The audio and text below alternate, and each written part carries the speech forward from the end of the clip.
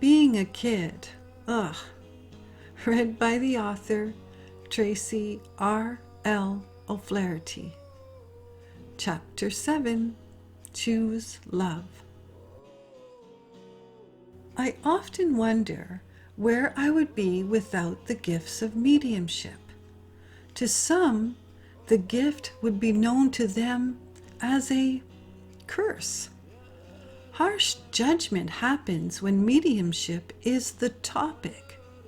Many feel that it is just not normal, can't be normal, isn't normal, and I can only see it as a miracle. A miracle.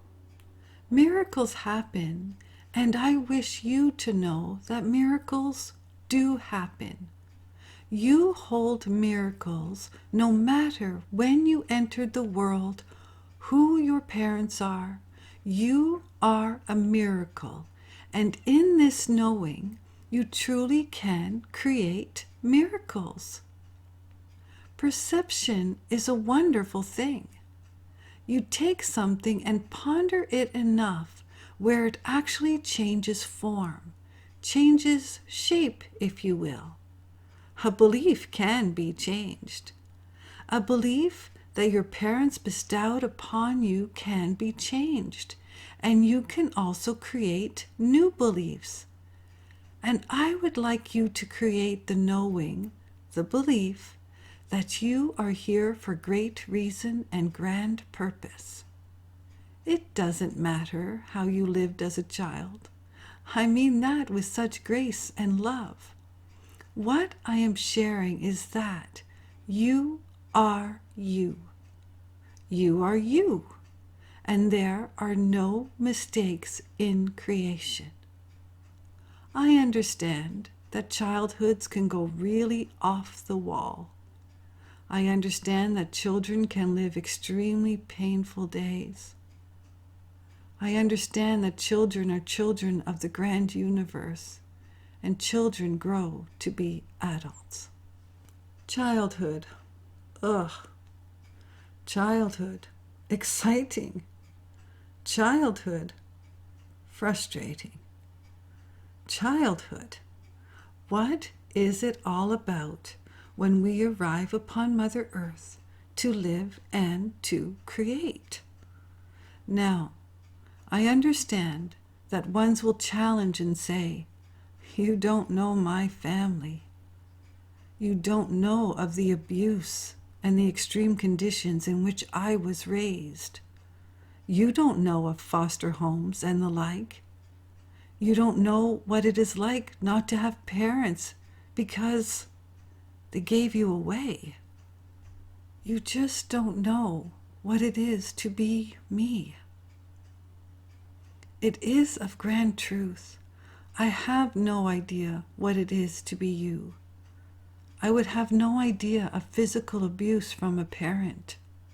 I would have no idea what it would feel like to be taken from a family to be given to a stranger. I have no idea.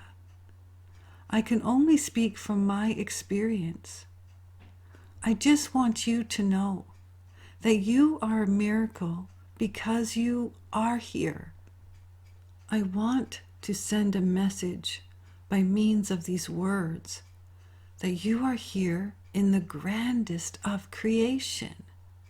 Now, did I believe that? Nope. I wanted the stork story. I wanted to think that I arrived because I was planned. I wanted to know that I was planned, and that isn't my story. I was raised knowing that it was a time when my mom did not want or need or plan any children.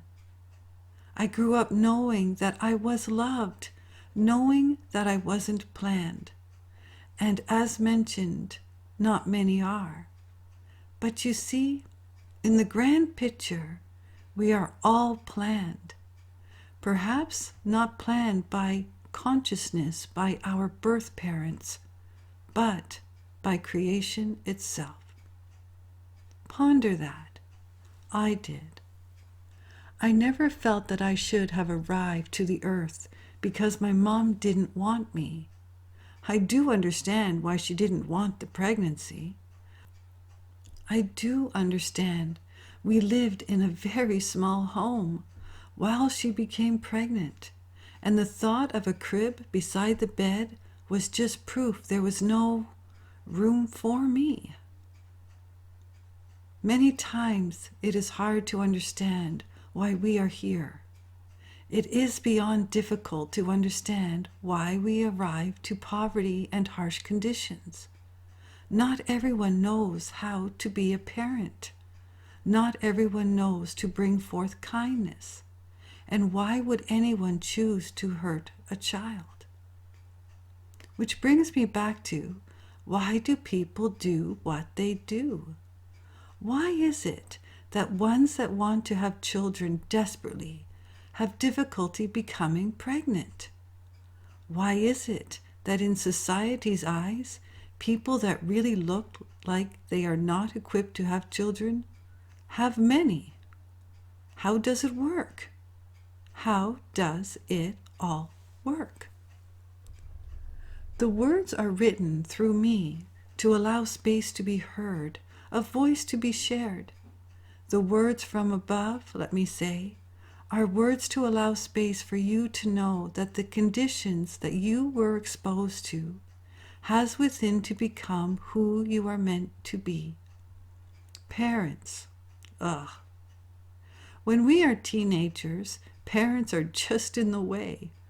When we are adults, we perhaps may listen or not. When we are children, the world certainly revolves around parents or adults that have the responsibility of raising a little one. Not everyone knows how to raise children. Not everyone even does their best. And there are some that would give all they have to hold an infant to call their own. How does it work? Do we really know? Do we understand? Do we get it? Do we want to get it? Parents and children, will we ever understand? This book is a light-hearted sharing of childhood in the understanding that not everyone enjoyed or were given any chance to enjoy childhood. There are children that truly suffer in the arms of the adult, and the adult truly is suffering before the child arrives. So, back to the tooth fairy. My oldest sister wanted eagerly to pull out my first tooth that was literally hanging. My front tooth that I wasn't going to part with. My front tooth that was ready to be replaced by my adult tooth. I didn't want to let it go.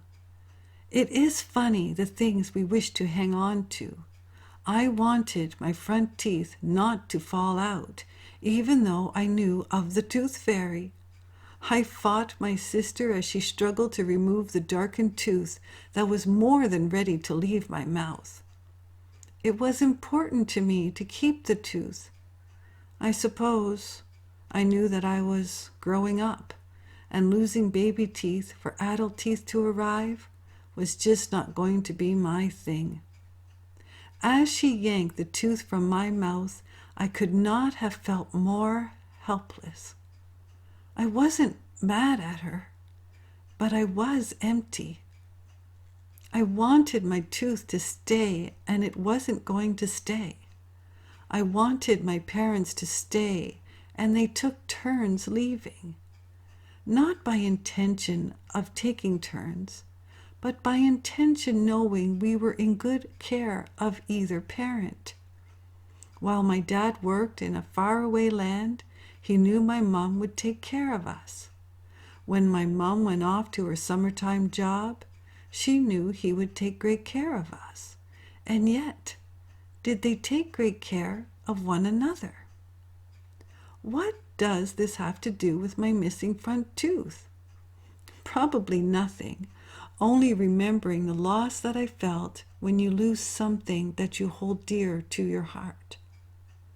When something leaves, when somebody leaves, and there isn't any control, you have to let them go. You just can't change it. Not as a child, anyway. And as an adult, you must let go of things that by hanging on to doesn't bring you any goodness. We tend to hang on to our relationships that are challenging. We tend to lose things, and in our loss, we grow. My new tooth grew, but did I? I guess I did. And it was the start of letting the things that I love go. It became the way that I knew. It became life for me, watching the people that I love go, watching new people arrive, and wondering where the F is the tooth fairy. I should perhaps start there.